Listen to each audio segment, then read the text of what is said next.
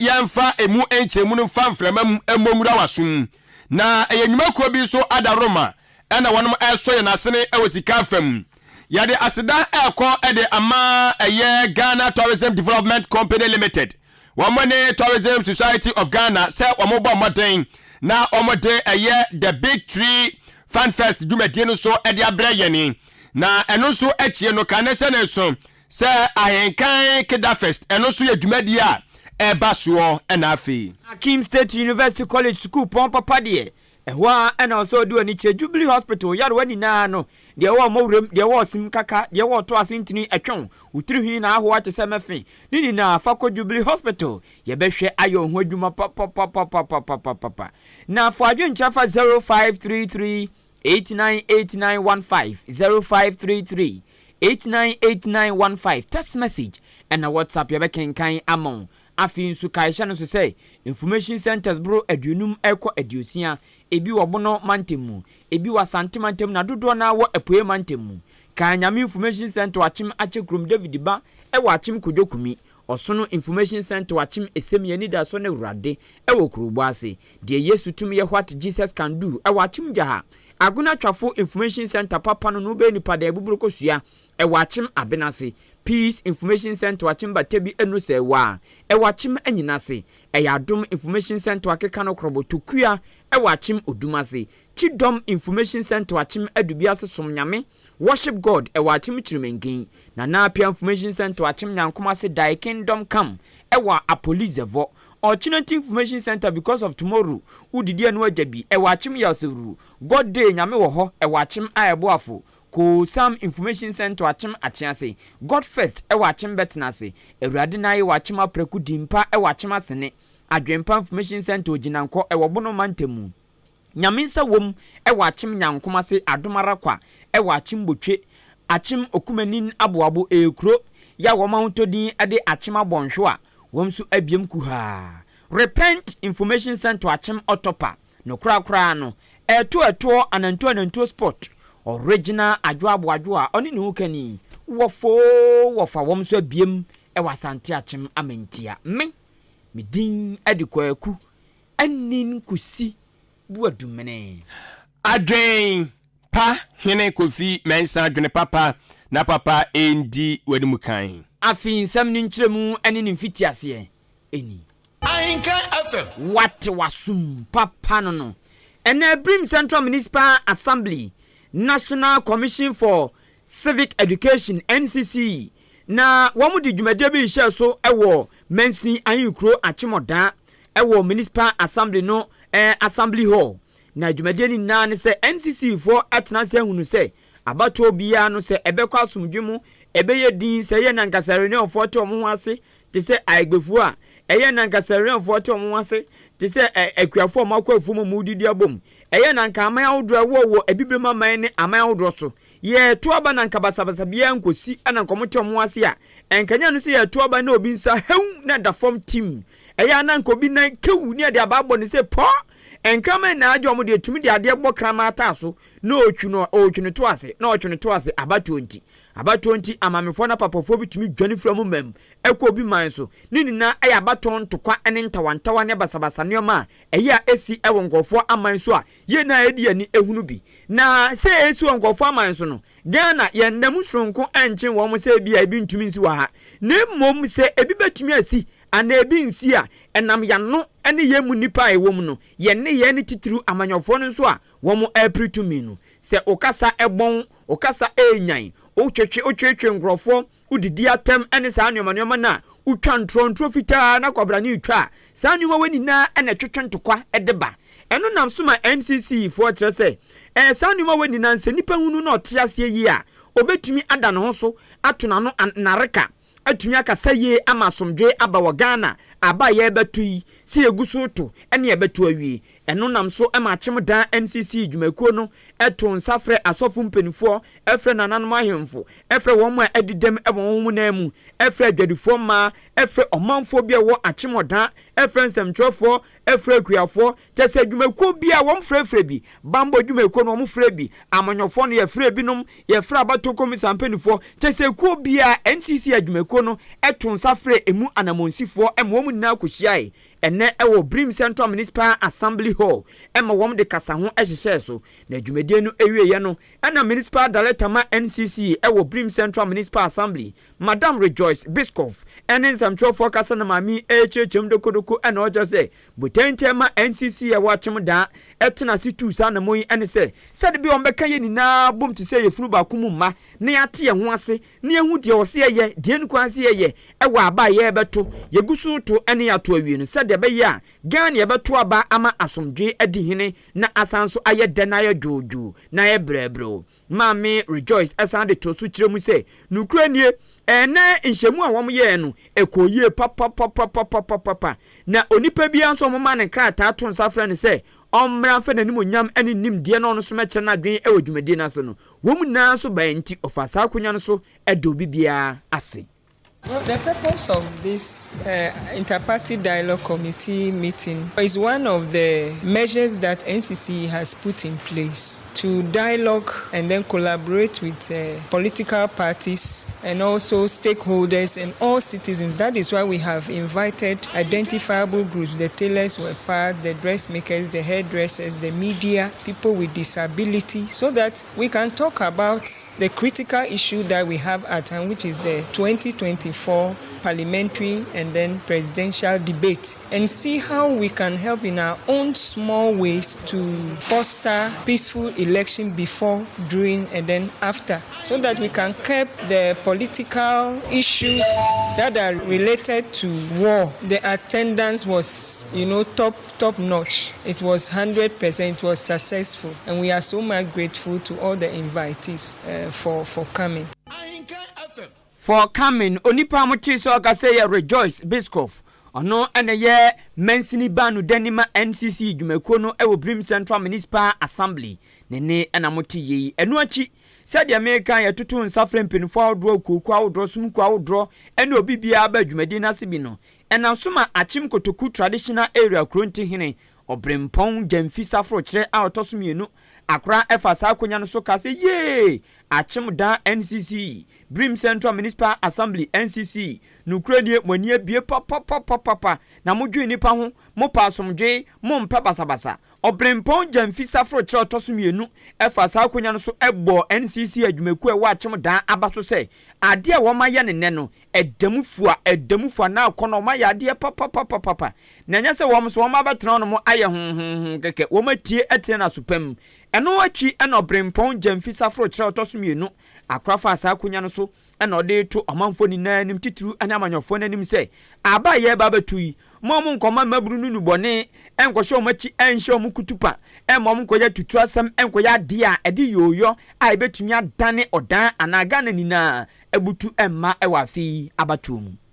NCC for abasopa say o ma hwedwumadi bi say amma stakeholders a ewo constituency mu na ye hia na ye adwini sere be ya asomdwe be adwuma fie na bi o mo ye bara fie de no akwanim kase pa na buta na o mo de asi o mo so nyina say ye be hwe ma asomdwe aye adwuma bo afi abato 7 December abato ye beto na ni nyina na say ya na ye ka asomdwe no political party say na ya na o mo chitafo no ye ni mo kasa say o mo hwe na asomdwe be fi o mo because say amayoko bi ekotua sika kotonsa de wi kofra ememmebunu no mantia so monnom no mun ko dida emwa ntia no yakasa fa mo se political parties ni hwe sa fia bato no mo nye saa de bi na mo hye kutupa enko tweet scam mankofo bi se mo ko dide na mo kofa elubone na mo fa mesai asomdwe na ye wo no ye hwe se Ghana ne ye ba kope se ya mo Ghana no ban a ye ni ba bi akọ ye de ani se de onjetofu bi kan se Ghana no oman ye man ye ni ba bi akọ ye ai de ani na nipa bi na dombo gya so agina agi Ghana mane so eti ye ma ene no amayoko ene amayo sam no mbese oman no mfa ntokose mebo oman no ye dan a amayoko baako ene be nkunim fa won a pra bato ni nyina nti yehunu se wa obeya wo hye ye wa bayi wadwuma ye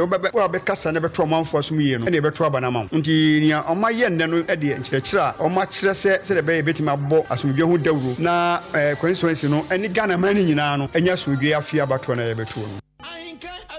Kotoku traditional area kronti hene obrempon jamfi safro kire a otosumienu ena motenini enu achi ena dwemtreni pani ema wagano foni na fo se ye to abawi a onkwa no ontun wiei ana ye to abawi a onkwa ontontwene ye to abawi pe enkwa nto aso e ho no mu na se basabasa biba e wabatom ne se ya nhweye ne eti anya ye a ye nkwa no eto betwa e wabatom enu nti sofu pani efasa akonya no so etu Ghana foni na fo emerwa enkokora emaburu ene obi bia se aba ye batui yegusu aye to ene ato awie no obi anhwe ne toto ye nhwe na no kase ye nhwe ne ni ye se de be ya ye nkwa ekuta ye no ye betumi abon ban ne akoso a aye de betumi aye ansana oba de nyankopon atonsa afre yen. Yada NCC for us Brim Central. Some share surgery medie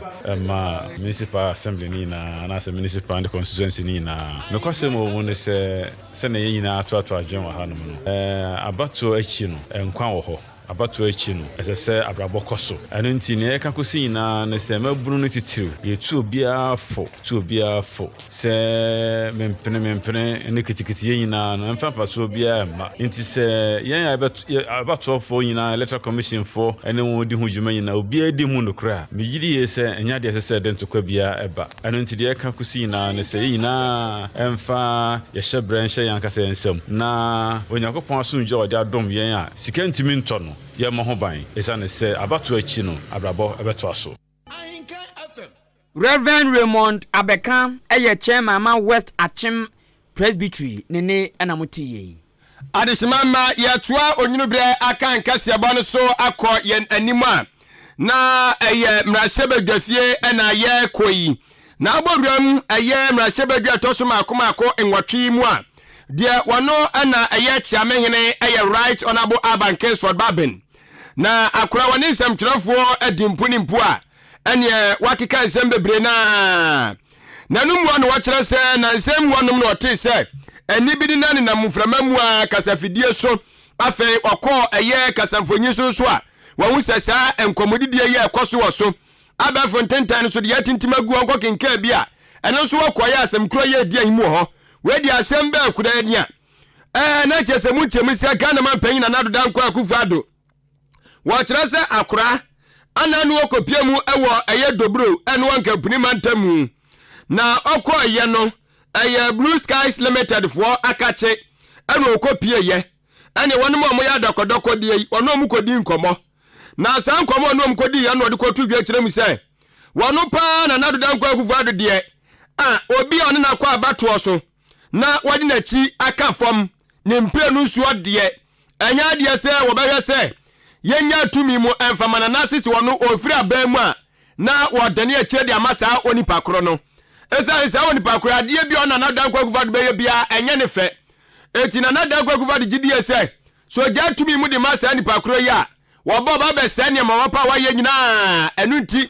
Ghana ma be na dan kwa akufado kire se enya de se wo behwe na oja tumi mu esoso ede ama eye owura Dramani Mahama esa se wono eno one na kwa abato so nprenu so ni nyina no wode na tiko aka fom na eye mra sebedwamu chiame ni kire mu se asemi wote ye no na ye no nwa papa se di wodwiri no se na mampanyini pa na aka sa asem wei mampanyini ye obi a sab mpiadia so onim de pa eba na manwesem a o hyase fitini mofra bremu anya asem ketwa na wohwe na esanse na wofo na omoye nkrofo bi omani dia manwesem achinti no sabe pepe no omudi hunim dia de boru omo eba no ane ye na dan kwa akufado wachese akura chese amanwesem odidi mu akura medru baabi no na ye president edema eye Kwame Nkrumah youth forum say wana na ye president de ma wo mo wo ye no kura so free nche ya odidi mu 1966 afe apema ankono adiosiansia ana ode na wokobo eye United Party watwa so esa de no kobo Progressive Party ana de di man nei adane ababa ye MPP no New Patriotic Party no eto panyin ni de ye ka manwasem a ye di twani furuma na nado dan kwa akufado asem na wokan yo etani nwanwa se obetime anya akonya na ebire bia so na ye di tumi ama no na tumi no sab mpreduasa wadi awie na ebefi ni nsa na Ghana so said ye nyina nim se de kamami ka bi na ye adwuma no etitumi no eye Ghana fo wo na wo mo na kire nipa wo be dane ya kire de ama no na akogira ba bi ka se me de nipa me na etuko aka fo mpampre no suo de me fa tumi ma no akika ka sansem bi se dia na chese ha adwiri bebre na owura abanke so ba bi kire mi se sa wo afi pinu ne aduori na abato na enya abato a se be ya ahogoro so enya abato a betimi de atoto aba yeto no eye afe apem ahankoro ade okunu mienu 1992 ode roto wanya yeda sanso na aka so de toto eye afe apem ahankoro ade okoro nsia ade ane ho a eno so enye ye 1996 ode roto wan fada sanso so na eye afe mpim mienu 2000 abato no so no ode 2024 abato ye kwakotu de kwadoto ho a eno so no enya de se betali se wo ka so de kwakoto eye 2004 de ho a eno so emfa 2008 emfa 2012 emfa 2016 ententam 2020 enye esense 2024 abatuo no akwasi bani wo brofo kasa bi wose eye crucial eye abatuo bi achese ani wo papa ani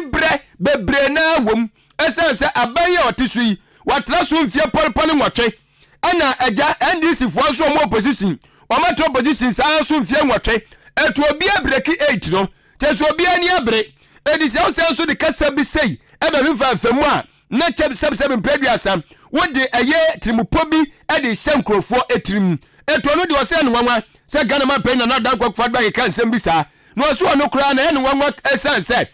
Ghana man pen na dan kwa akufa de woni mpa se tumi no wono ba bia wadi aduru no ontimi nya hwe ontimi anya hwe ontimi tu na mo bia ma ni nya ye esanse Ghana fo ne pempen tumi no mbeche de mfama no etu onya nsem bi sa na okeka no na nsem na okeka no ayese ankure hunu dede yo keke ene ori twetwa Ghana fo aso.